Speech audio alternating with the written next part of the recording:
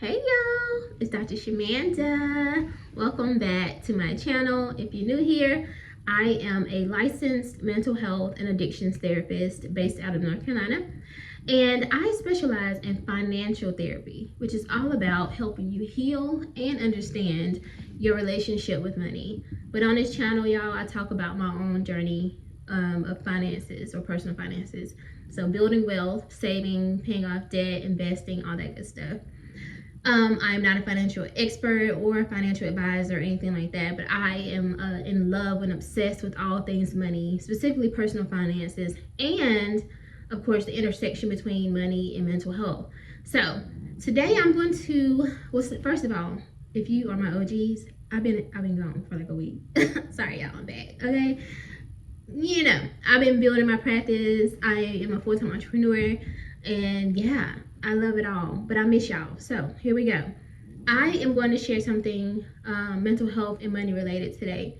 We are going to talk about the psychology of overspending. I have been thinking a lot about overspending and the emotions and feelings that lead to overspending. And the first thing I want to say before I even get into all of this is I want you to give yourself some grace, y'all. Like, there's a lot going on in the economy, and for many of us, we are doing the best that we can. I just want to believe that we're trying, right? Like that we're doing the best that we can, regardless of how much money we make, past mistakes with money, all of that. Like, we're trying, I think, most of us. Okay, so let's talk about this. I want you to understand that overspending isn't always about just being irresponsible, because I think that's the first concept or idea that most people have when it comes to the idea of overspending, is that you're just being irresponsible, you don't really care, you're just playing around with your money, wasting your money, whatever.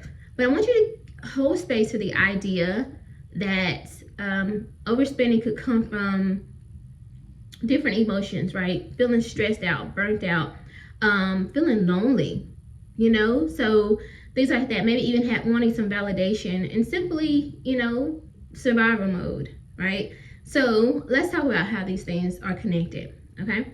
The first thing I want to mention is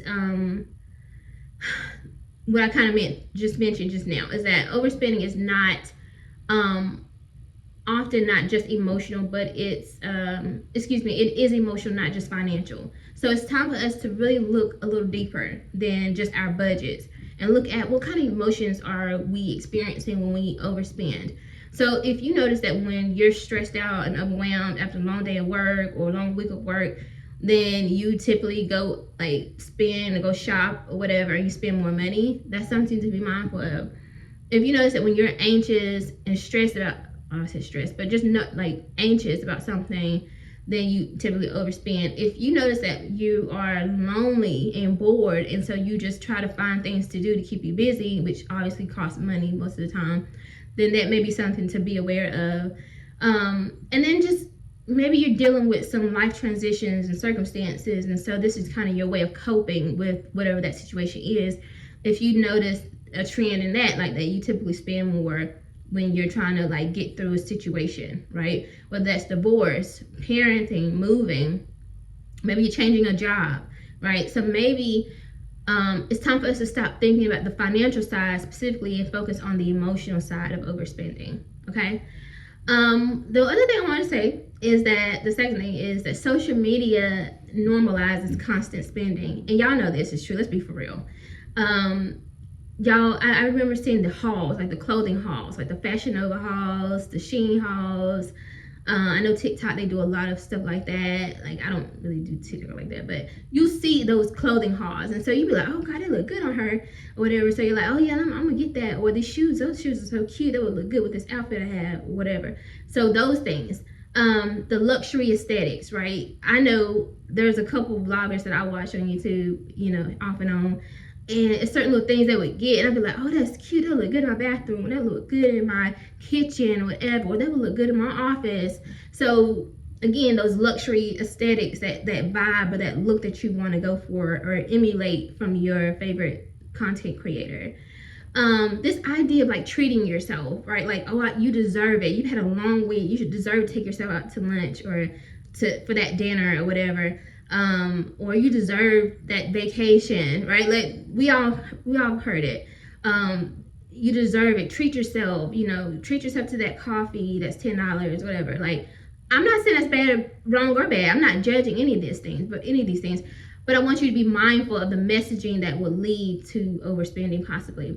Obviously, comparison. So, like, if you're 30 and you're like, I should already have a house, I should be driving a luxury car, a Benz or Mercedes or something, like, be for real. And then, like, feeling behind in life. So you're comparing yourself to other people and you feel like you aren't there yet. So then you might actually go over your budget and spend some money on things that you really can't afford in this season of your life, but because you want to look like you're where everybody else is in terms of your age group or your peers, then that could lead to overspending. So be mindful of being triggered by things that you see on social media. Not number one reason, but definitely a high reason why I'm not on social media anymore. I don't do Facebook or Instagram no more. Not right now. I don't even know if I'm coming back. I'm just saying.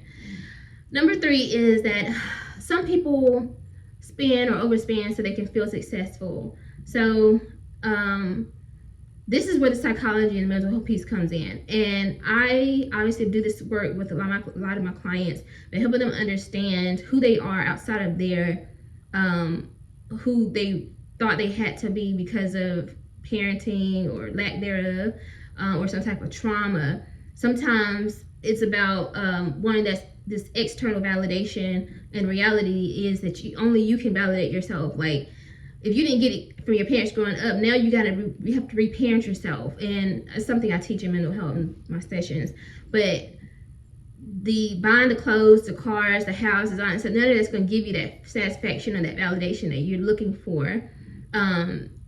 It's just a band-aid, literally. So you got to go do some deep work to connect what you were looking for and fill that void, right? But it's not going to come from those things. You're going to just keep getting more and more stuff, but you're still not going to get. You might get a little boost in the moment, but it's not going to fix it. It's just a band-aid, literally. And guess what? It's just cost you tens of thousands of dollars, right? And so you have to be mindful of that. Even hundreds of thousands, because some of the people will go get degrees or become doctors, whatever, just because they want to prove to their parents or grandparents or whoever, exes, whatever, that like, I am great, like I am. You just lost out. It's your loss. Like, I'm a doctor now, or I'm an engineer now. Like, but they don't care. I mean, I'm sorry, I hate to break it to you like that. They really don't care. Like, they probably moved on, don't even think about you. But you think that's enough. But guess what? Now you got this little kick, whatever. Maybe you get to post your degree, but they really don't care, first of all. And that's just for a moment. Even if you do feel validated in that moment, that's for a moment. And now you got $10,000 or $100,000 in debt that you got to pay off now, just for that little moment that didn't even last. Anyway, like I said, it's deeper than that. It's something I work with my clients on. But just understand that sometimes we can overspend because we want to feel successful.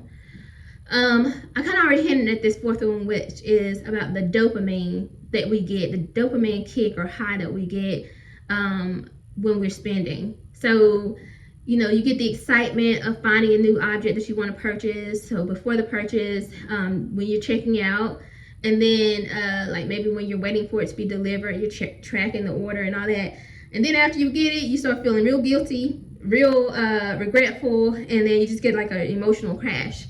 So it don't last. It's just a dopamine high. It's just a kick, right? It's just the emotions. It's the hormones in your body, like in your mind. Like, it's not gonna last. It's just like, every now and then I'm like, oh, I want to go get me a cake. You know what I'm saying? Like, oh, I forgot I got chips in the pantry out downstairs. Like you just get like a high, you just get excited, but that's not gonna last. You eat it and then you be like, dang, I gotta run for a whole hour on the cardio machine just to, or the treadmill just to run off these calories.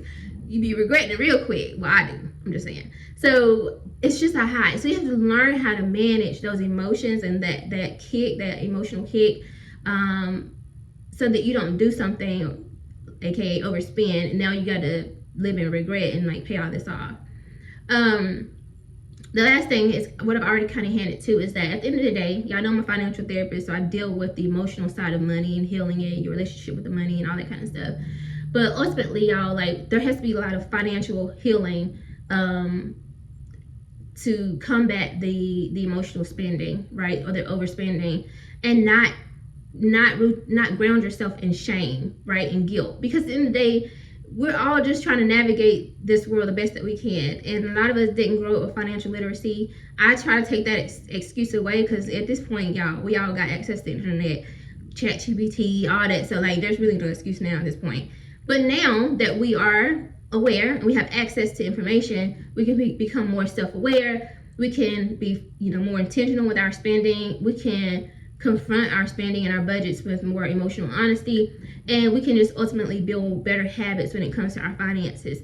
Because at the end of the day, and I'm experiencing this in real time now in my own life, there's almost nothing, we're not gonna talk about it, there's almost nothing better than financial freedom, and just freedom in general, whether it's your finances, your time, the creative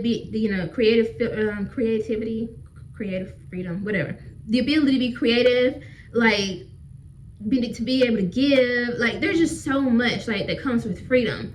And when you're not overspending because you're getting a high from it, then you can create financial freedom, and that's worth it. Because at the end of the day, then you have the freedom to actually buy and do all the things you want to do, and you're not guilty. You don't feel shame. So anyway, I hope this helps.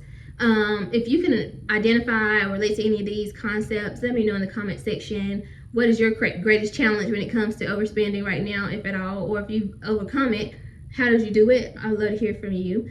All right, guys, I hope you like this video. If you do, like, comment, subscribe, share, and I'll see you guys in the next one. All right, and I'm back. Okay. All right, bye, y'all.